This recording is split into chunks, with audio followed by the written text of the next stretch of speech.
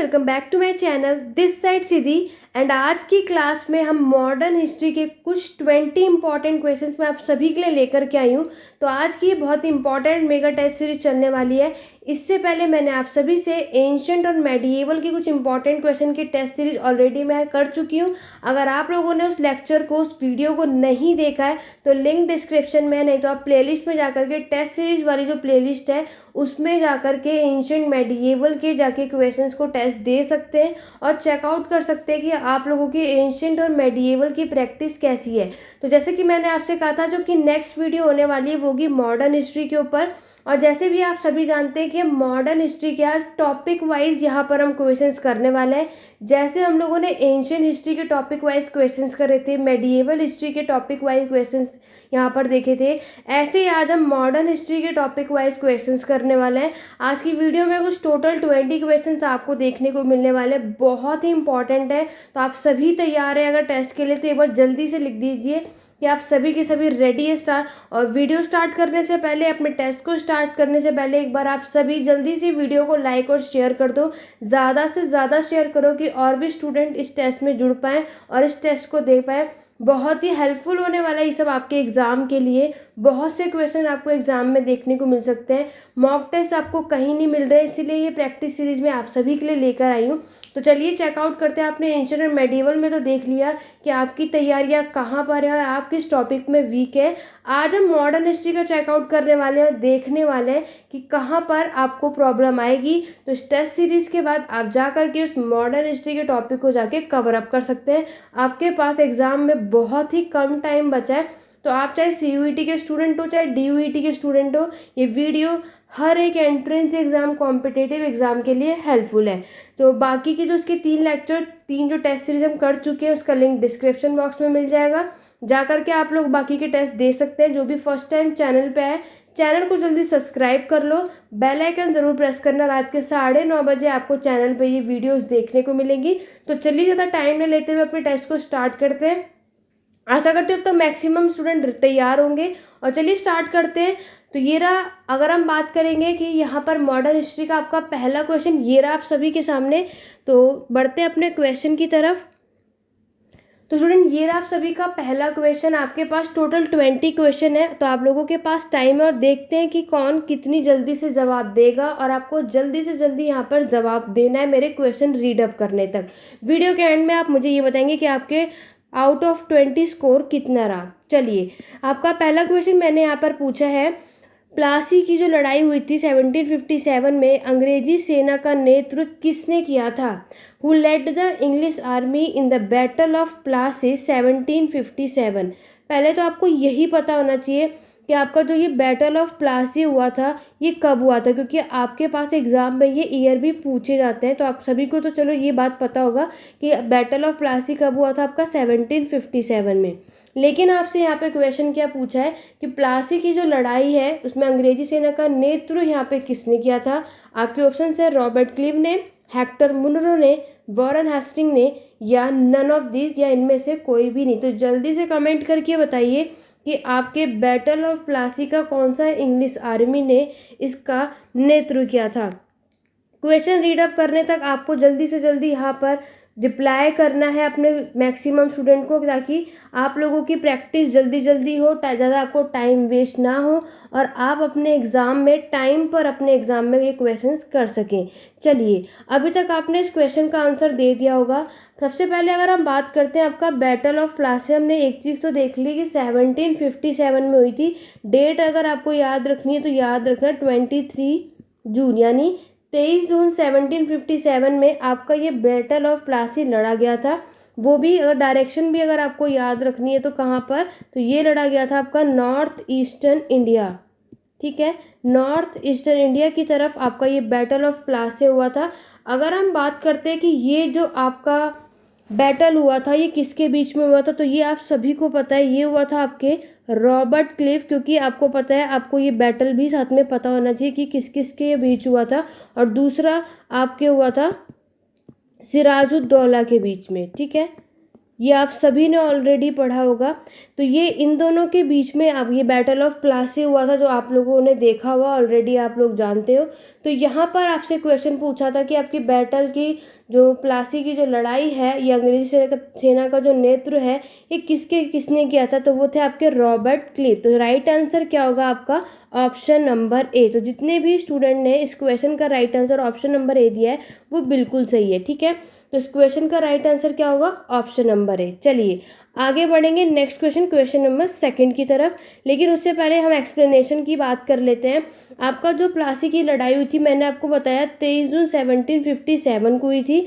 उत्तर पूर्वी भारत में ये लड़ी गई थी और रॉबर्ट क्लीव के नेतृत्व में ब्रिटिश ईस्ट इंडिया कंपनी के सैनिक बंगाल के अंतिम नवाब सिराजुद्दौला के और उनके फ्रांसीसी सेना के खिलाफ ये आए थे, ठीक है। ये मैं आपको ऑलरेडी बता चुकी हूँ ऊपर एक्सप्लेनेशन में। चलिए आगे बढ़ेंगे next question, question number second की तरफ। सेकंड क्वेश्चन में पूछा गया है बैटल ऑफ बक्सर का युद्ध, जो कि मैंने आपको लास्ट वीडियो में भी कहा था, अगर आप लोगों ने इंडियन हिस्ट्री के सारे बैटल्स नहीं देखे या नहीं करें तो उसकी प्लेलिस्ट में जा करके चेकआउट कर सकते हो। ऑलरेडी मैंने सारे बैटल्स करवा दिए हैं। उसके बाद आप इस क्वेश्चन को ज़रूर करना। बैटल्स पे आज मैं जान के क्वेश्चन लेकर के आई हूँ, क्योंकि एग्जाम में इस टॉपिक से क्वेश्चन आपको देखने को मिलता है। तो बैटल ऑफ बक्सर में आपके अंग्रेजी सेना का जो नेतृत्व है वो किस करने वाला कौन था, he was the led the English army in the battle of Buxar. अभी हमने बैटल ऑफ प्लासी की बात की थी और बैटल ऑफ बक्सर की बात कर रहे हैं।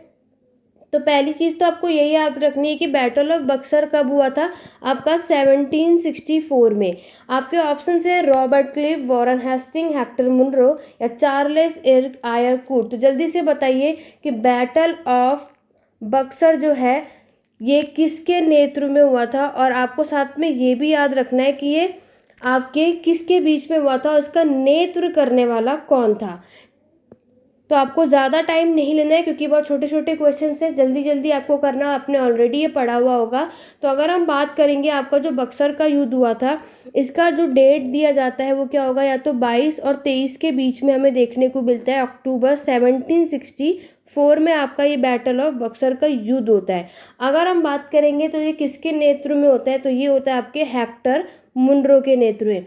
बहुत से स्टूडेंट को इसमें डाउट हो जाता है, याद रखना रॉबर्ट क्लीव और हेक्टर मुनरो में बहुत से कंफ्यूज जाते हैं, जो आपको नहीं होना है। तो बैटल ऑफ बक्सर याद रखना हेक्टर मुनरो के नेतृत्व में हुआ था। तो इसीलिए इस क्वेश्चन का राइट आंसर क्या होगा, ऑप्शन नंबर सी। क्लियर हो गया। कोई भी डाउट हो तो आप लोग नीचे कमेंट करके पूछ सकते हैं। बाकी आपको ये सारी चीज़ें पता होनी चाहिए कि ये बैटल किसके किसके बीच में हुआ था। यहाँ तक क्लियर हो गया।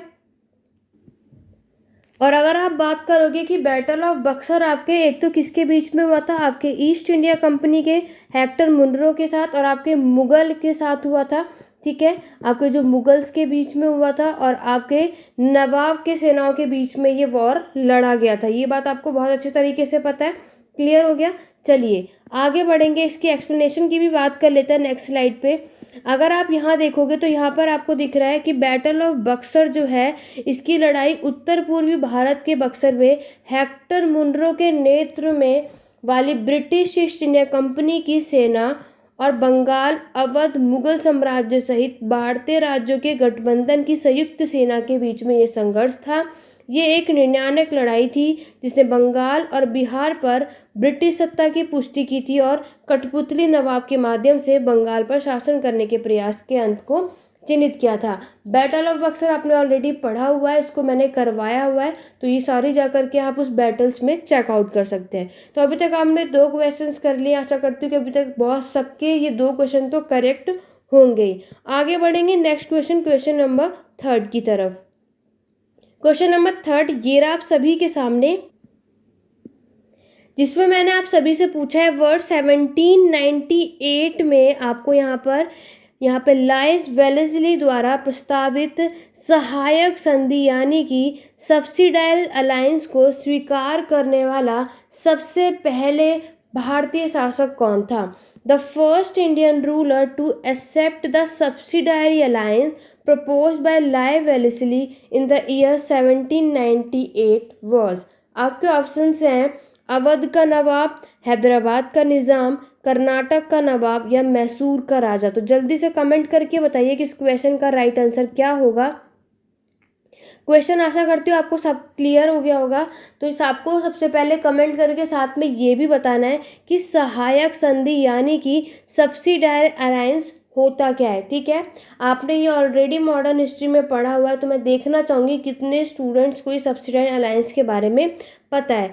तो अगर हम बात करें क्वेश्चन की तरफ, तो यहाँ आपसे पूछा था कब 1798 में लाए वेलेस्ली द्वारा ये प्रस्तावित रखा गया था। क्या आपकी सहायक संधि को स्वीकार करने वाला जो सबसे पहला भारतीय शासक था वो कौन थे? वो थे आपके निज़ाम ऑफ हैदराबाद। ठीक है, इस क्वेश्चन का राइट आंसर होगा ऑप्शन नंबर बी।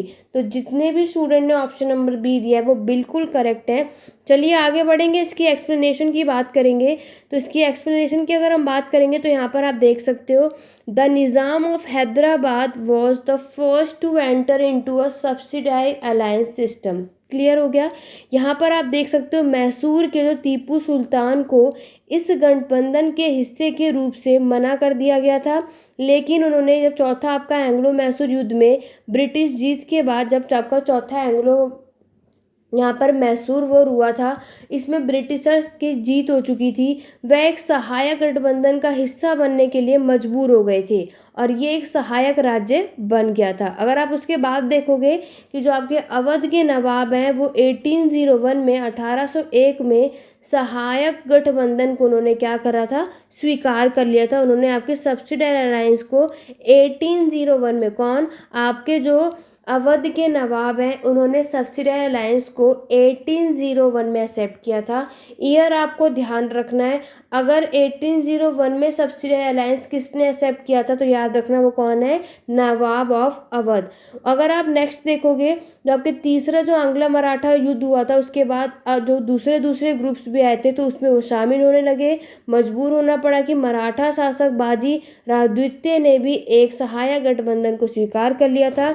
उसके बाद आप देखोगे हैदराबाद को 1798 टू 1800, पितंजौर ने 1799 में, अवध ने 1801 में, भोंसले ने 1803 में, इंदौर ने 1817 में, जैसे गठबंधन का हिस्सा बनने के लिए कई राज्यों को हिस्सा बनने के लिए मजबूर कर दिया था। तो मैं आप सभी को बता दूं कि आपको क्या चीज़ याद रखनी है यहाँ पर। पहली बात तो ये आपसे क्रोनोलॉजिकल ऑर्डर भी पूछा सकता है कि सबसे पहले सहायक संधि या सब्सिडायरी अलायंस जो है वो किसने एक्सेप्ट किया था। तो ये सीक्वेंस आपको याद होनी चाहिए। सबसे पहले यहाँ पर कौन है, आपके हैदराबाद, देन आपके तंजौर, देन आपके अवध, देन आपके भोंसले, फिर लास्ट में आपका इंदौर। तो ये आपको सीक्वेंस याद होना चाहिए। चाहो तो आप इसको नोट डाउन कर सकते हो और ईयर भी पूरी कोशिश करो कि इसको याद कर लेना। क्लियर हो गया। चलिए आगे बढ़ेंगे नेक्स्ट क्वेश्चन, क्वेश्चन नंबर 4 की तरफ। क्वेश्चन नंबर 4 में आप सभी से पूछा गया है, तीसरे आंग्ल मैसूर युद्ध को रोकने के लिए टीपू सुल्तान ने अंग्रेजों के साथ कौन सी संधि की थी? Which treaty did Tipu Sultan make the British to stop the third Anglo Mysore war? तो थर्ड एंग्लो मैसूर वॉर करने के लिए टीपू सुल्तान ने ब्रिटिशर्स के साथ कौन सी संधि साइन की थी? ये क्वेश्चन आप सभी से यहाँ पे पूछा गया है। आपके ऑप्शंस हैं treaty of Mangalore, treaty of Srirangapatnam, treaty of Mysore या ट्रीटी ऑफ बिदनूर। तो जल्दी से कमेंट करके बताइए कि जो टीपू सुल्तान ने ब्रिटिशर्स के साथ थर्ड एंग्लो मैसूर वॉर के टाइम पर कौन सी ट्रीटी साइन की थी। आप सभी को इस क्वेश्चन का आंसर देना है। जिसको भी इस क्वेश्चन का आंसर नहीं आता, लेकिन आप सभी को ये ट्राई करना है। क्लियर हो गया। किसी को भी इसको स्किप नहीं करना है। चलिए, अभी तक आशा करती हूँ कि सबने इसको जवाब दे दिया होगा। सबसे पहले तो हम ये बात करेंगे कि आपका जो थर्ड एंग्लो मैसूर वॉर हुआ था ये कब हुआ था। ठीक है, तो थर्ड एंग्लो मैसूर वॉर याद रखना ये हुआ था 1792 तक ये चला था। क्लियर हो गया। और अगर हम बात करेंगे कि इस समय जो ट्रीटी साइन हुई थी, ठीक है, इस समय जो ट्रीटी साइन हुई थी वो कौन सी हुई थी? तो इस समय अगर हम बात करेंगे कौन सी ट्रीटी आपके टीपू सुल्तान ने ब्रिटिशर्स के साथ साइन की थी, तो वो थी आपकी ट्रीटी ऑफ श्रीरंगपट्टनम। तो इस क्वेश्चन का राइट आंसर क्या था? Option number B. तो जितने भी स्टूडेंट ने ऑप्शन नंबर बी दिया है वो बिल्कुल करेक्ट है। चलिए आगे बढ़ेंगे, अपने इसकी एक्सप्लेनेशन की भी बात कर लेते हैं। तो नेक्स्ट स्लाइड पे आप सभी देख सकते हैं कि The war ended after the 1792 siege of Seringapatam and the signing of the Treaty of Seringapatam. तो 1792 में आपका सेरिंगपट्टनम को की घेराबंदी और सेरिंगपट्टनम की संधि पर हस्ताक्षर के बाद ये फाइनली आपका युद्ध जो है वो समाप्त हो चुका था, जिसके अकॉर्डिंग अगर आप देखोगे तो टीपू को अपना आधा राज्य ब्रिटिश ईस्ट इंडिया कंपनी को और उसके सहयोगियों को देना पड़ा था। ये इस ट्रीटी में यहाँ पर हमें देखने को मिलता है। चलिए आगे बढ़ेंगे नेक्स्ट क्वेश्चन, क्वेश्चन नंबर 5 की तरफ।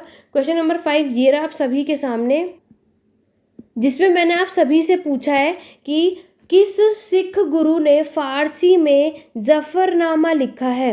विच सिख गुरु रॉट जफरनामा इन पर्शियन। आपके ऑप्शंस हैं गुरु हरिराय, गुरु हरिकृष्ण, गुरु गोविंद सिंह, गुरु तेग बहादुर। मैंने अभी आपको लास्ट वीडियो, जब हमारा लास्ट टेस्ट सीरीज चलाई थी, उसमें भी मैंने आपको 10 सिख गुरु के बारे में करवाया हुआ था, जिसमें क्रोनोलॉजिकल ऑर्डर में आपको उसको लगाना था। ठीक है, तो ये टॉपिक आपको करके जाना है। आज इससे रिलेटेड आपसे क्वेश्चन पूछा गया है कि कौन से सिख गुरु ने फारसी में जफरनामा लिखा था। और दूसरी चीज़ आपको यही याद रखनी है कि आपका जो ये जफरनामा है ये किस में लिखा गया है, पर्शियन लैंग्वेज में। एग्जाम में ये भी चीज़ पूछी जा सकती है। अगर हम बात करेंगे कि आपका जो जफरनामा जो है ये किसने, कौन से सिख गुरु के द्वारा लिखी गई है, तो वो था आपका गुरु गोविंद सिंह। इस क्वेश्चन का राइट आंसर क्या होगा, ऑप्शन नंबर सी। तो जितने भी स्टूडेंट ने ऑप्शन नंबर सी दिया है वो बिल्कुल करेक्ट है। चलिए आगे बढ़ेंगे, इसकी एक्सप्लेनेशन की भी बात कर लेते हैं।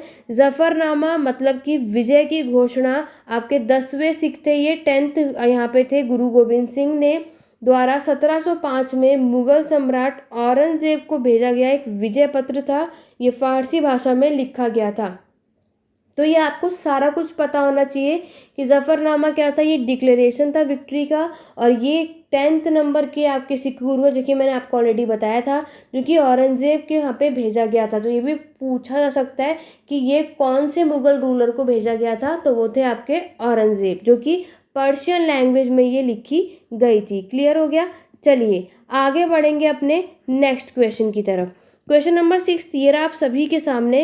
क्वेश्चन नंबर 6 में आप सभी से पूछा जा रहा है,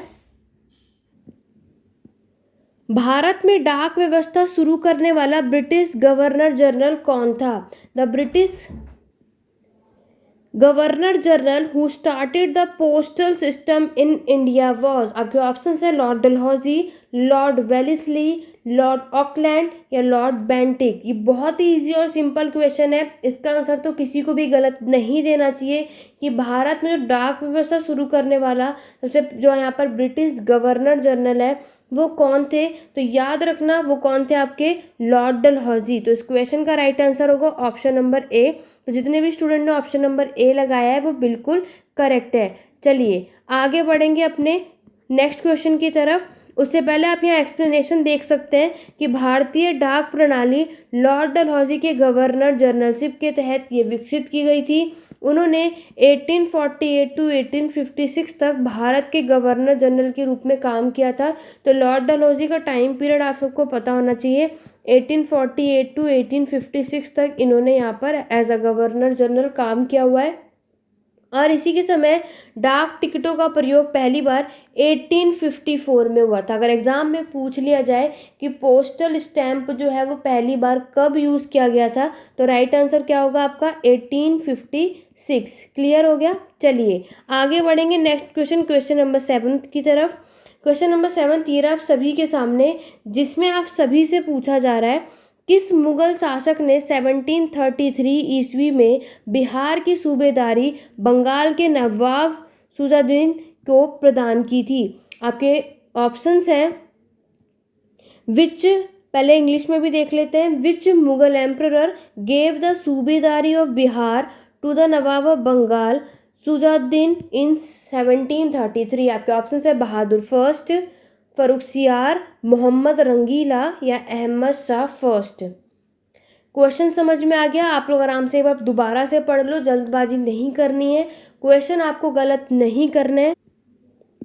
ठीक है, क्वेश्चन चाहे आप 2 बार पढ़ो लेकिन क्वेश्चंस को समझ के करना। और आज जहाँ भी आपके जिस भी टॉपिक से गलतियाँ हो रही हैं वो जाकर के आपको यहाँ पे टेस्ट देने के बाद उस टॉपिक को जाके पढ़ना है। क्लियर हो गया। चलिए बात करेंगे अपने क्वेश्चन की तरफ। किस मुगल बादशाह ने 1733 ईस्वी में बिहार की सूबेदारी बंगाल के नवाब सुजाउद्दीन को प्रदान की थी? तो राइट आंसर क्या होगा आपका?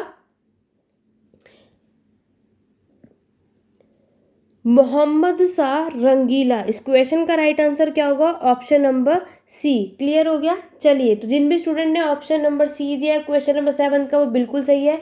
आप सभी को सबके सारे क्वेश्चंस के आंसर देने हैं। वीडियो के एंड में आप सभी को बताना है कि आउट ऑफ 20 आप सभी का स्कोर कैसा रहा है। चलिए आगे बढ़ेंगे नेक्स्ट क्वेश्चन नंबर 8 की तरफ। क्वेश्चन नंबर 8 में मैंने आप सभी से पूछा है, बंगाल के किस नवाब ने यूरोपीय लोगों की तुलना मधुमक्खी के छत्ते से की, जिसे यदि ना छेड़ा जाए तो शहद देगी, पर यदि छत्ते के साथ छेड़छाड़ की जाए तो मधुमक्खियां काट काट कर प्राण ले सकती हैं। तो आपको ये बताना है, which Nawab of Bengal like the European to a behaves which if not tampered with would give honey, but if the hive was tampered with the bees could be bite and die. आपके ऑप्शन है अलीवर्दी खान, सिराजुद्दौला, मीर जाफर या मीर कासिम। क्वेश्चन आपने समझ लिया होगा कि बंगाल का वो कौन सा नवाब है जिसने यूरोपियन लोगों की तुलना मधुमक्खी से करी है, और ये बोला है कि अगर हम मधुमक्खी के छत्ते को नहीं छेड़ते हैं तो वो क्या देगी? शहद देगी। ठीक है, नहीं, अगर आप लोगों को यहाँ पे देखोगे कि मधुमक्खी के छत्ते से कि जिसे यदि छेड़ा ना जाए तो शहद देगी, पर यदि छत्ते के साथ अगर आप छेड़छाड़ करोगे तो वो आपको काट सकती है। ठीक है, या तो आपके प्राण ले सकती है। तो ये कौन से नवाब ऑफ बंगाल ने ये बात बोली थी आपके ब्रिटिशर्स यूरोपियंस के लिए? तो राइट आंसर क्या होगा? ये बात बोली थी आपके अलीवर्दी खान ने। ठीक है, तो इस क्वेश्चन का राइट आंसर क्या होगा? Option number A. तो क्वेश्चन नंबर 8 का राइट आंसर है option number A, Alivardi Khan ने ये बात बोली थी। स्टेटमेंट वाइज क्वेश्चन बहुत अच्छा और इम्पॉर्टेंट क्वेश्चन है, कभी भी किसी भी एग्जाम में आपको ये देखने को मिल सकता है। बढ़ेंगे अपने नेक्स्ट क्वेश्चन की तरफ, क्वेश्चन नंबर 9 की तरफ। क्वेश्चन नंबर 9 में मैंने आप सभी से पूछा है, अंग्रेजों द्वारा कलकत्ता तथा फ्रांसियों द्वारा चंद्रनगर की किलेबंदी सुदृढ़ करने का विरोध करते बंगाल के किस नवाब ने कहा, तुम व्यापारी हो, तुम्हें किले का क्या करना है, मेरे संरक्षण में रहते हुए तुम्हें शत्रुओं का कोई भय नहीं है। Opposing the strengthening of the fortification of Calcutta by the British and the Chandranagar by the France, which Nawab of Bengal said, you are a merchant, what do you have to do with fort, you have no fear of enemies while being under my protection। आपके option हैं सुजाउद्दीन, सरफराज खां, अलीवर्दी खां या फिर सिराजुद्दौला। तो जल्दी से comment करके बताइए कि ये बात कौन से नवाब ने बोली थी। बहुत ही अच्छे हैं, स्टेटमेंट वाइज में क्वेश्चन जानबूझ के ज़्यादातर लेकर के आई हूँ, क्योंकि इस तरीके के क्वेश्चन अगर आएँ तो आप लोगों को कोई प्रॉब्लम ना हो और ऐसे क्वेश्चंस के प्रैक्टिस आप लोग ईजिली से कर पाएँ। इसीलिए बाकी तो आप अपने क्वेश्चंस कर ही रहे हैं, आपको जो भी छोटे मोटे क्वेश्चंस, कॉमन क्वेश्चंस आते हैं टॉपिक से रिलेटेड, वो तो आप सभी कर लेंगे, लेकिन मेन बात आती है आपके स्टेटमेंट की। इसलिए मैं ज़्यादातर इस तरीके के क्वेश्चंस लेकर के आई हूँ। मॉडर्न हिस्ट्री के टेस्ट सीरीज़ के बाद जो अगर मैं वीडियो आपको बता दूँ तो वो आपको बुक्स एंड ऑथर्स से रिलेटेड आने वाले। ठीक है, बुक्स एंड ऑथर्स पे और आपके हिस्टोरियोग्राफी के सेक्शन से। तो आप सभी तैयार रहना उसके लिए, और जितने भी तैयारियाँ कर रहे हैं अब आपको जो नेक्स्ट पढ़ के आना है वो इन टॉपिक को करके आना है। ठीक है, आपके एग्ज़ाम से पहले धीरे धीरे मैं आपको बताती भी जाऊंगी कि नेक्स्ट टेस्ट किसके ऊपर है, ताकि आप वो पढ़ के आइए। और देन हम इसके बाद एडमिनिस्ट्रेशन से रिलेटेड मैं क्वेश्चंस लेकर के आऊँगी, फिर आर्ट और आर्किटेक्चर से। जैसे जैसे आपके एग्ज़ाम आते रहेंगे उससे पहले हम ये चीज़ें एक एक करके करते रहेंगे। ठीक है, चलिए बात करते हैं इस क्वेश्चन का राइट आंसर क्या होगा। तो ये कौन से नवाब ने कहा था कि तुम व्यापारी हो, तुम्हें किले का क्या करना है, मेरे संरक्षण में रहते हुए तुम्हें शत्रुओं का कोई भी भय नहीं है। तो ये बात बोली थी अलीवर्दी खान ने। ठीक है, तो इस क्वेश्चन का right answer option number C है। तो अगर ये क्वेश्चन आपके एग्जाम में आ जाए तो आपको इस क्वेश्चन का राइट आंसर क्या लगाना है? अलीवर्दी का। क्लियर हो गया? चलिए आगे बढ़ेंगे क्वेश्चन नंबर 10 की तरफ। क्वेश्चन नंबर 10 ये रहा आप सभी के सामने। क्वेश्चन नंबर 10 में मैंने आपसे पूछा है, बंगाल का वह नवाब कौन था जो जानता था कि वह अंग्रेजों को बंगाल की भूमि से निकाल बाहर कर सकता है, किंतु ऐसी स्थिति में उसके ही शब्दों में समुद्र में आग लग जाएगी। Who was the Nawab of Bengal who knew that he could drive the British out of the land of Bengal, but in such a situation, in his own word, the sea would be on fire. आपके option है अली वर्दी खां, सिराजुद्दौला, मिर्जाफर या मीर कासिम। तो आपको वो बताना है कि बंगाल का वो कौन सा नवाब है जो जानता था कि वह अंग्रेजों को बंगाल की भूमि से निकाल बाहर कर सकता है, लेकिन ऐसी सिचुएशन है उसके पास कि उसके ही शब्द में जब क्या होता है, समुद्रों में आग सी लग जाती है। क्लियर हो गया। तो अगर हम बात करें, अगर ये स्टेटमेंट क्वेश्चन आपके एग्जाम में आपको कहीं भी देखने को मिले, आगे जाके आप कभी भी यूपीएससी की प्रिपरेशन कर रहे हैं, स्टेट पीसीएस की, या फिर इवनली यूजीसी नेट की भी तैयारी कर रहे हैं, अगर आपको कभी भी ये क्वेश्चन मिल जाए देखने को, तो याद रखना ये बात किसने बोली थी, ये बात बोली थी आपकी अली वर्दी खां ने। ठीक है, तो इस क्वेश्चन का राइट आंसर क्या होगा, ऑप्शन नंबर ए। तो अभी तक हमारे 10 क्वेश्चन हो चुके हैं आउट ऑफ 20 से। तो एक बार आप जल्दी से सभी के सभी मुझे कमेंट करके बताओ आउट ऑफ 10 आप सभी का स्कोर कितना रहा। मैंने यहाँ नंबरिंग भी डाली हुई है, बहुत से स्टूडेंट को इसलिए कन्फ्यूजन होता है, लेकिन टेस्ट सीरीज में मैंने नंबर लिखे हुए हैं ताकि आप इजीली से बता पाओ कि आउट ऑफ कितने आप लोगों ने स्कोर करे हैं। तो अभी तक हमने 10 क्वेश्चन कर लिया है। एक बार बाकी के 10 क्वेश्चन करने से पहले एक बार जल्दी से वीडियो को लाइक शेयर कर दीजिए अगर आपको ये क्वेश्चंस पसंद आ रहे हैं, और ये टेस्ट सीरीज अगर आपको आगे भी कंटिन्यू चाहिए, एक बार जल्दी से लाइक शेयर कर दीजिए और भी अपने फ्रेंड्स को इस टेस्ट में जोड़िए ताकि उन सबको भी हेल्प मिलते रहे और हमारे साथ बहुत से लोग जुड़ते जाएंगे। ठीक है, चलिए आगे बढ़ेंगे क्वेश्चन नंबर 11 की तरफ और देखते हैं। और आपको इस टॉपिक से रिलेटेड आपको कोई भी प्रॉब्लम आ रही है तो घर जाके, घर पे तो आप ऑलरेडी हैं ही, लेकिन आपको क्या करना है, वीडियो के एंड होने के बाद मॉडर्न हिस्ट्री के इस टॉपिक को जा करके बंगाल, मैसूर, ठीक है, ये सारे इस टॉपिक पे जा करके, हैदराबाद, ये सब पे जा करके आपको पढ़ना है ताकि इनसे रिलेटेड कुछ भी क्वेश्चन आए तो आप लोग ईजिली से कर पाओ। चलिए आगे बढ़ेंगे नेक्स्ट क्वेश्चन, क्वेश्चन नंबर 11 की तरफ। वो उतने ही क्वेश्चंस थे, अब हम आगे बढ़ेंगे। क्वेश्चन नंबर 11 में मैंने आपसे पूछा है, भारत में अंग्रेजों की लूट किस महत्वपूर्ण घटना के बाद शुरू हो गई थी। After which important event did the British loot in India start. आपके ऑप्शंस है after the battle of Plassey, after the battle of Buxar, after the company is allowed to do business in India, या after the charter act of 1813। आपके exam ख़त्म होने के बाद उसके बाद मैं यहाँ पर मैं आपको सारे टॉपिक कवर अप कराने वाली हूँ। अभी मैंने सारे टॉपिक रोक दिए हैं, ठीक है, क्योंकि अभी मेरा पूरा फोकस है कि मैं आपको ज़्यादातर क्वेश्चंस यहाँ पर प्रोवाइड कर सकूँ, क्योंकि मॉक टेस्ट आपको इजीली अवेलेबल कहीं नहीं हो पा रहे। तो मेरी पूरी कोशिश है कि मैं आपको क्वेश्चंस के थ्रू आपकी प्रैक्टिस करवाती रहूँ।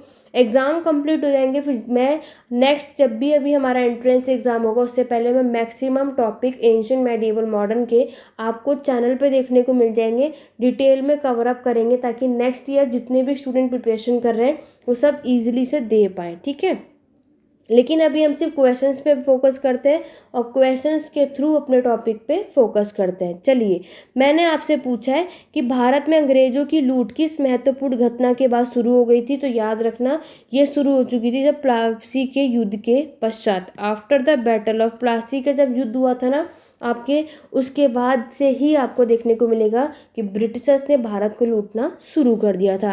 तो इस क्वेश्चन का राइट आंसर क्या होगा, ऑप्शन नंबर ए। तो जितने भी स्टूडेंट हैं क्वेश्चन नंबर 11 का आंसर ऑप्शन नंबर ए दिया है वो बिल्कुल करेक्ट है। बाकी जितने भी गलत हो रहे हैं कोई प्रॉब्लम नहीं है, यहाँ गलती हो रही है, यही क्वेश्चन जब एग्जाम में देखोगे तो आप 1 सेकेंड में इसको टिक करोगे। ठीक है, चलिए, इसलिए ये आपकी प्रैक्टिस चल रही है ताकि आप आराम से ये चीज़ें यहीं पर गलती अगर हो तो यही हो, बाकी फिर आप एग्ज़ाम में अच्छे से करके आ सकें। क्वेश्चन नंबर 12 में मैंने आपसे पूछा है, भारत में प्रथम रेल लाइन इनमें से किसने बिछवाई थी। Who among the following led the first railway line in India. आपके ऑप्शन है William Dudley, Roger Smith, George Clerk या वॉरेन हेस्टिंग। क्वेश्चन आप सभी को समझ में आ गया। आपको बताना है कि भारत में सबसे पहले रेलवे लाइन इनमें से किसने बिछवाई थी। आपके ऑप्शन है William Dudley, Roger Smith, George Clerk या वॉरेन हेस्टिंग ने। तो जल्दी से कमेंट करके बताइए इस क्वेश्चन का राइट आंसर क्या होगा। तो क्वेश्चन आप सभी को समझ में आ गया, लेकिन अगर यहाँ पे क्वेश्चन में देखो और भी चीज़ें अगर एग्जाम में क्या पूछी जा सकती हैं या पूछी जाती हैं।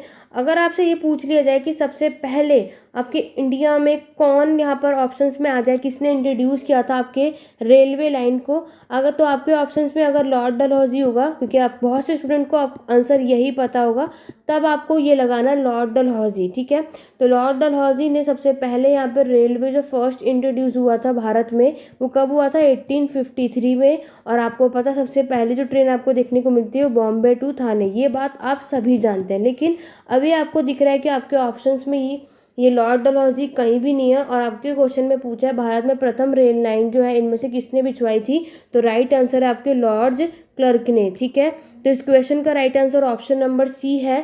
लेकिन अगर आपके में आ जाएगी सबसे पहले भारत में रेलवे जो किसने इंट्रोड्यूस किया था, तो लॉर्ड डलहौजी ने 1853 में। और पहली ट्रेन आपको पता है बॉम्बे टू थाना आपको देखने को मिलती है। ठीक है, ये सारी चीज़ें आपको पहले से ही पता है, आपने पढ़ी भी हैं। बट याद रखना आपके ऑप्शंस में कहीं भी लॉर्ड डलहौजी नहीं है। ठीक है, मैक्सिमम स्टूडेंट को ये चीज़ तो पता होती है, लेकिन अभी आप फिर कंफ्यूज जाते हैं कि अरे इसमें तो लॉर्ड डलहौजी ऑप्शन में है ही नहीं, तो फिर इसका राइट आंसर क्या होगा। इसलिए आपको ये सारी चीज़ें पता होनी चाहिए। ठीक है, और अगर हम इसके अलावा अगर आप यहाँ बात देखोगे तो आपको ये सारी चीज़ें पता है कि लॉर्ड डलहौजी के टाइम पर, पहले तो आपको लॉर्ड डलहौजी के बारे में भी कुछ चीज़ें पता होनी चाहिए, एग्जाम में कभी भी कुछ भी पूछा सकता है। तो इनका टाइम पीरियड आपको पता है 1848 टू 1856 का है, तो इनका टाइम पीरियड है। ठीक है, ये आपके गवर्नर जनरल है और इन्होंने आपके बॉम्बे टू थाने अभी 1853 के टाइम पर यहाँ पे क्या किया था, आपका जो रेलवे है लाइन को कनेक्ट करवाया था। क्लियर हो गया। और साथ ही साथ अभी अभी ऊपर ही अभी हमने क्वेश्चन किया था कि इन्होंने ही क्या पास कराया था, आपका पोस्ट ऑफिस एक्ट। अगर आपके एग्जाम में आ जाए पोस्ट ऑफिस एक्ट किसने पास कराया था, तो राइट आंसर क्या होगा आपका लॉर्ड डलहौजी। और इन्होंने कब पास करवाया था, 1854 में। क्लियर हो गया। और साथ ही साथ यहाँ पर आप देखोगे और एक चीज़ क्या करवाई थी इन्होंने, विडो रीमैरिज एक्ट। ये सारे एक्ट आपको आने चाहिए, विडो रीमैरिज एक्ट। तो याद रखना तब भी आपका राइट आंसर क्या होगा, लॉर्ड डलहौजी। और ये ईयर है आपका 1856। तो लॉर्ड डलहौजी के बारे में आपको इतनी चीज़ें पता होनी चाहिए, कभी भी एग्जाम में कहीं भी कुछ भी चीज़ें पूछी जा सकती हैं। और साथ ही साथ अगर हम बात करें कि आपके पास यहाँ पर ईयर भी पूछे जाते हैं, तो ईयर भी आपको सारी चीज़ें याद होनी चाहिए बिना किसी प्री प्रॉब्लम के। ठीक है, तो याद रखना जो ये 1853 में आपकी रेलवे लाइन आपको देखने को मिल सकती है, तो कभी भी कहीं भी कुछ भी आंसर आपको देखने को मिल सकता है। तो ये सारी चीज़ें आपको पता होना चाहिए। तो चलिए यहाँ तक आपको चीज़ें क्लियर हो गई होंगी। आगे बढ़ेंगे नेक्स्ट क्वेश्चन, क्वेश्चन नंबर 13 की तरफ। क्वेश्चन नंबर 13 में आप सभी से पूछा गया है, भारत से ब्रिटेन की ओर संपत्ति के हवान ड्रेन ऑफ वेल्थ का सिद्धांत किसने प्रतिपादित किया था। इसके लिए तो आप में से किसी को भी ऑप्शन पढ़ने की ज़रूरत है ही नहीं, क्योंकि इसका आंसर आप सभी ऑलरेडी जानते हैं कि जो आपकी थ्योरी है drain of wealth from British to Britain, ये किसने दिया था, गोपाल कृष्ण गोखले, दादा भाई नौरोजी, सुरेंद्र नाथ बनर्जी या लाला लाजपत राय। तो इसके लिए तो 10 सेकेंड ही बहुत है आप सभी के लिए, क्योंकि ड्रेन ऑफ वेल्थ आप सभी को पता है ये थ्योरी आपकी दादा भाई नौरोजी ने दी थी। ये जो सिद्धांत है किसने दी थी, दादा भाई नौरोजी ने। तो इसका आंसर तो आशा करती हूँ किसी ने भी गलत नहीं करा होगा, तभी इस क्वेश्चन का राइट आंसर क्या होगा, ऑप्शन नंबर बी। तो ऑलरेडी आप सभी को पता है दादा भाई नौरोजी ने ड्रेन ऑफ वेल्थ की थ्योरी दी थी, कब दी थी, 1867 में। क्लियर हो गया, 1867 में। और आपको पता है कि इन्होंने अपनी इस थ्योरी लिखी थी और इन्होंने इस थ्योरी के थ्रू आपकी एक बुक भी लिखी थी। उस बुक का क्या नाम है, poverty and un British rule in India.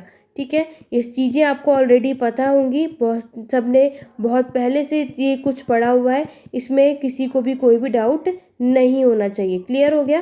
तो ये इनकी बुक थी किसकी, दादा भाई नौरोजी ने poverty and British rule in India, ये बुक इन्होंने लिखी थी। चलिए आगे बढ़ेंगे अपना, इसकी एक्सप्लेनेशन हम नेक्स्ट स्लाइड पर भी देख सकते हैं। तो यहाँ पर आप देख सकते हो 1867 में दादा भाई नौरोजी ने धन की निकासी का सिद्धांत को अपने सामने रखा, जिसमें उन्होंने क्या कहा था कि ब्रिटेन भारत को पूरी तरीके से सुखा रहा है। उन्होंने इस सिद्धांत का उल्लेख अपनी पुस्तक poverty and un British rule in तो अभी मैंने आपको बताया था कि इन्होंने अपनी बुक लिखी थी poverty and un British rule in India, ठीक है, जिसमें इन्होंने क्या कहा था कि जो ये ब्रिटिशर्स हैं वो पूरे की पूरे तरीके से इंडिया को उन्होंने खाली कर दिया है, पूरी इकोनॉमिक सिचुएशन डाउन कर दी है। और उन्होंने इस विचार को सामने रखा कि ब्रिटेन भारत को बहा रहा है और खून बहा रहा है, और वह भी बिना कुछ लिए, ठीक है। तो ये सारी चीज़ें याद रखना, ईयर भी आपके एग्जाम में ये पूछा जा सकता है। चलिए आगे बढ़ेंगे नेक्स्ट क्वेश्चन, क्वेश्चन नंबर 14 की तरफ। क्वेश्चन नंबर 14 ये रहा आप सभी के सामने, जिसमें मैंने आप सभी से पूछा है अंग्रेजों द्वारा बनाई गई भू राजस्व व्यवस्था की निम्न प्रणालियों में से कौन सी कृषकों के हितों को अधिक सुरक्षा प्रदान करती है। आपके ऑप्शंस हैं permanent land system of Bengal province, ryotwari landscaping of Madras province, zamindari landscaping of central province, या revenue land system of united province. आपको मैंने लैंड रेवेन्यू सिस्टम पे ऑलरेडी बहुत अच्छे डिटेल में पढ़ाया हुआ है, तो जिस भी स्टूडेंट ने ये वीडियो नहीं देखी है इसको जाकर देखो। तो अगर आप लोगों को लैंड रेवेन्यू सिस्टम पढ़ना है, एक ही वीडियो को देखोगे तो आपके मैक्सिमम टॉपिक क्लियर होने वाले हैं। तो अगर आपको पढ़ना है, जिसके अंदर मैंने आपको परमानेंट सेटलमेंट स्थायी बंदोबस्त पढ़ाया हुआ है, आपके महलवाड़ी सिस्टम पढ़ाया हुआ है, और आपका रायटवाड़ी पढ़ाया हुआ है। तो जितने भी स्टूडेंट यहाँ पर मेरी इस वीडियो को देख रहे हैं, अगर आप में से जितनों को ऑलरेडी ये आता है, पढ़ा हुआ है, बहुत अच्छी बात है। लेकिन जिसने को नहीं अच्छे से पता, या इसको सिर्फ एक वीडियो में ही आपको मॉडर्न हिस्ट्री के प्लेलिस्ट में मिल जाएगा, आप लोग चेकआउट कर सकते हैं, लिंक डिस्क्रिप्शन बॉक्स में। मॉडर्न हिस्ट्री में आप ओपन करना प्लेलिस्ट, जिसमें लैंड रेवेन्यू सिस्टम की आपको वीडियो मिलेगी, जिसके अंदर मैंने डिटेल में कराया हुआ है। एक बार आप इसको पूरी वीडियो देख लेना बिना स्किप करें, तो आपको ये बहुत अच्छे तरीके से समझ में आ जाएगी, ठीक है। आपको दोबारा इस टॉपिक को दोबारा पढ़ने की कभी ज़रूरत पड़ेगी ही नहीं। क्लियर हो गया। चलिए बात करते हैं अपने क्वेश्चन की, जिसमें मैंने आपसे पूछा है कि यहाँ पर इसमें से वो कौन सी भू व्यवस्था है जिसमें आप सबसे ज़्यादा फार्मर्स के हितों की बात होती है। तो ये आप सभी को पता है, वो आपकी रायटवाड़ी सेटलमेंट है, ठीक है। इस क्वेश्चन का राइट आंसर क्या है, मद्रास के प्रांत में रायटवाड़ी भू व्यवस्था, जिसमें हमें ऑलरेडी पता है कि रायटवाड़ी सिस्टम में मैंने आपको ऑलरेडी बताया था, इसके अंदर क्या होता है, जो आपके किंग हैं वो डायरेक्ट आपके फार्मर्स से, डायरेक्ट आपके पीजेंट से ही टैक्स कलेक्ट करते हैं, ठीक है। ये सारी चीज़ें हमने देखी थी। वहीं अगर हम बात करेंगे आपके परमानेंट सेटलमेंट की, तो परमानेंट सेटलमेंट को और क्या कहा जाता है, जमींदारी सिस्टम, ठीक है।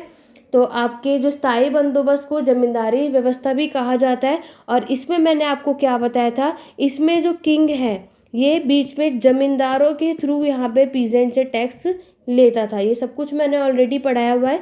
वहीं अगर हम बात करेंगे आपके महलवाड़ी सिस्टम की, तो महलवाड़ी सिस्टम में क्या होता था, यहाँ पर आपके विलेज हेडमैन को रखा जाता था टैक्स को कलेक्ट करने के लिए, ठीक है। लेकिन अभी मैंने आपको बताया रायटवाड़ी सिस्टम में क्या होता है, रायट ही मतलब आपके किसान होते हैं, फार्मर होते हैं। तो किंग यहाँ पर ही डायरेक्ट क्या करता है, पीजेंट से टैक्स कलेक्ट करता है, बीच में और कोई नहीं होता है, मतलब इनडायरेक्ट वे में नहीं। ये वाला सिस्टम क्या है, डायरेक्टली होता है। क्लियर हो गया। तो इस क्वेश्चन का राइट आंसर क्या होगा, ऑप्शन नंबर बी। तो जितने भी स्टूडेंट ने ऑप्शन नंबर बी लगाया वो बिल्कुल करेक्ट है। बाकी इस टॉपिक को डिटेल में आप लोग कर सकते हैं, मॉडर्न हिस्ट्री के प्लेलिस्ट में जाकर के चेकआउट करो, लिंक डिस्क्रिप्शन बॉक्स में, नहीं तो प्लेलिस्ट में चेकआउट करोगे आपको ईजिली से ये टॉपिक मिल जाएगा। चलिए अगर आपको ऐसे नहीं मिल रहा है तो आप लैंड रेवेन्यू सिस्टम बाय सिद्धि तिवारी भी डालेंगे।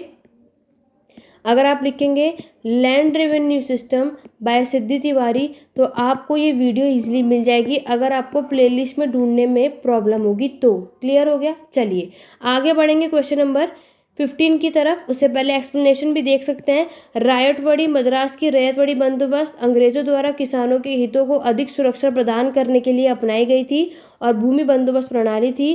रायटवाड़ी व्यवस्था के तहत भू राजस्व का बंदोबस्त सरकार और रायतों के बीच सीधा किया जाता है। मैंने आपको बताया ना, यहाँ पर आपकी Britishers east India company direct आपके किसानों से टैक्सेस लेती थी, डायरेक्ट यहाँ से उससे रेवेन्यू लेती थी, बीच में कोई ना ही जमींदार ना ही कोई विलेज हेडमैन कोई भी नहीं होता था। क्लियर हो गया। चलिए आगे बढ़ेंगे क्वेश्चन नंबर 15 की तरफ। क्वेश्चन नंबर 15 में मैंने आप सभी से पूछा है अंग्रेजी शासनकाल में भारत का कौन सा क्षेत्र अफीम उत्पादन के लिए प्रसिद्ध था। Which region of India was famous for अफीम production during the British rule. Bihar, दक्षिण भारत, गुजरात या फिर असम? तो जल्दी से कमेंट करके बताइए। अफीम आप सभी को पता है, तो अफीम का जो प्रोडक्शन है ब्रिटिश रूल के दौरान पे कौन से इंडिया के यहाँ पर, कौन से भारत के शासनकाल के अंग्रेजों में यूज़, यहाँ पर कौन सा क्षेत्र के लिए सबसे अफीम का प्रोडक्शन, अफीम का उत्पादन करने के लिए प्रसिद्ध था? तो याद रखना वो आपका था बंगाल और बिहार। तो ऑप्शन में बिहार दिया, इट मीन्स इस क्वेश्चन का राइट आंसर क्या होगा? Option number A. तो अगर आप देखोगे बंगाल और बिहार जो है, ठीक है, बंगाल और आपका बिहार है, ये दोनों आपके अफीम के प्रोडक्शन के लिए फेमस थे। क्लियर हो गया? तो इस 15 क्वेश्चन का राइट आंसर क्या होगा? Option number A. चलिए बात करते हैं इसकी एक्सप्लेनेशन की। तो नेक्स्ट स्लाइड पर आप सभी देख सकते हैं, The British East India Company assuming control of Bengal and Bihar, Afim growing district of India. British company extracted huge profit by smuggling Afim trade out of Calcutta to China. तो British east India आपने देखा कि बंगाल और बिहार पर इन्होंने इसी से अपना नियंत्रण, कंट्रोल बना रखा था, और ब्रिटिश कंपनियों ने कलकत्ता से आपके चाइना को अफीम के व्यापार की तरक्की भर के भारी मुनाफा कमाया था। तो ये चीज़ें आपको पता होनी चाहिए। क्लियर हो गया? चलिए क्वेश्चन नंबर 16 की तरफ बढ़ेंगे। क्वेश्चन नंबर 16 ये रहा आप सभी के सामने। क्वेश्चन नंबर 16 में मैंने आप सभी से पूछा है, अंग्रेजी शासन के दौरान भारत के आर्थिक दोहन के विचार का प्रतिपादन किसने किया था? Who performed the idea of economics exploitation of India during the British rule? आपका ऑप्शन है दादा भाई नौरोजी, एम.एन. रॉय, जयप्रकाश नारायण, राम मनोहर लोहिया। अभी ये क्वेश्चन मैंने आपको ऑलरेडी ऊपर पूछ लिया है, और देखो ये क्वेश्चन कैसे घुमा करके पूछा जा सकता है। ठीक है, अगर ये सिंपल तरीके से पूछा जाता है तो आप लोग आराम से जवाब दे पाते हैं, लेकिन अगर यही क्वेश्चन घुमा कर पूछा जाता है तो बहुत से स्टूडेंट यहीं पे कंफ्यूज हो जाते हैं। इसलिए मैंने ये क्वेश्चन घुमा करके यहाँ पर दोबारा पूछा है, क्योंकि अब देखते हैं कि कितने स्टूडेंट यहाँ पर गलतियाँ करते हैं, क्योंकि ऐसे ही क्वेश्चन को घुमाकर पूछा जाता है, फिर लगता है कि कौन सी एक नई चीज़ क्या आ गई है, ये तो हमने कहीं देखा नहीं या पढ़ा नहीं, या फिर इन्होंने इस तरीके से क्यों पूछा है। लेकिन आपने इसको ऑलरेडी पढ़ा हुआ है, अच्छे तरीके से पढ़ा हुआ है, लेकिन वही बात है, अगर आपको टॉपिक कॉन्सेप्ट अच्छे से क्लियर होगा तो आप लोग ईजिली से कर पाओगे। अंग्रेजी शासन के दौरान भारत के आर्थिक दोहन के विचार का प्रतिपादन किसने किया था? अभी जस्ट मैंने आपको ऊपर ड्रेन ऑफ वेल्थ पढ़ाया, ठीक है, ड्रेन ऑफ वेल्थ पूछता तो आप लोगों ने डायरेक्ट आंसर क्या करते? दादा भाई नौरोजी। लेकिन अब यहाँ पर पूछ लिया गया इकोनॉमिक एक्सप्लॉयटेशन, तो बहुत से स्टूडेंट यहाँ पर गलतियाँ कर गए होंगे, बहुतों ने करेक्ट आंसर दिया होगा नो डाउट। तो इसलिए इस क्वेश्चन का right answer option number A है। तो ये दो तरीके से क्वेश्चन पूछा जा सकता है, डायरेक्ट पूछेगा तो आप लोग इजीली से कर पाओगे, इसमें तो कोई भी डाउट नहीं है। लेकिन अगर पूछेगा इकोनॉमिक एक्सप्लॉयटेशन यहाँ पर, तो ये आइडिया ये किसने दिया था? तो याद रखना दादा भाई नौरोजी। क्लियर हो गया? चलिए इसकी एक्सप्लेनेशन की भी बात कर लेते हैं। नेक्स्ट स्लाइड पे आप देख ही सकते हो, भारत के grand old man of India. याद रखना ये आपको ऑलरेडी वैसे सबको पता ही होगा कि दादा भाई नौरोजी को grand old man of India के नाम से भी जाना जाता है। इन्होंने ही आपका जो फर्स्ट इकोनॉमिक एक्सप्लॉयटेशन है ब्रिटिश रूल, दादा भाई नौरोजी ने इंट्रोड्यूस किया था। ठीक है, चलिए आगे बढ़ेंगे क्वेश्चन नंबर 17 की तरफ। क्वेश्चन नंबर 17 ये रहा आप सभी के सामने, जिसमें मैंने आप सभी से पूछा है, वर्ष 1888 में अरबीपुरम केरल में किसने अरबीपुरम आंदोलन चलाया था? In the year of 1818 who started the Arabipuram movement in Arabipuram Kerala? तो याद रखना ये मूवमेंट ही आपके अरबीपुरम केरल में हुआ था। तो ये मूवमेंट, ये आंदोलन किसने चलाया था, ये चीज़ यहाँ पर पूछी गई है। आपके ऑप्शन है श्री नारायण गुरु, ज्योतिबा फुले, B.R. अम्बेडकर या V.R. सिंधे। जल्दी से कमेंट करके बताइए, आपको मैं 15 सेकंड का टाइम दे रही हूँ।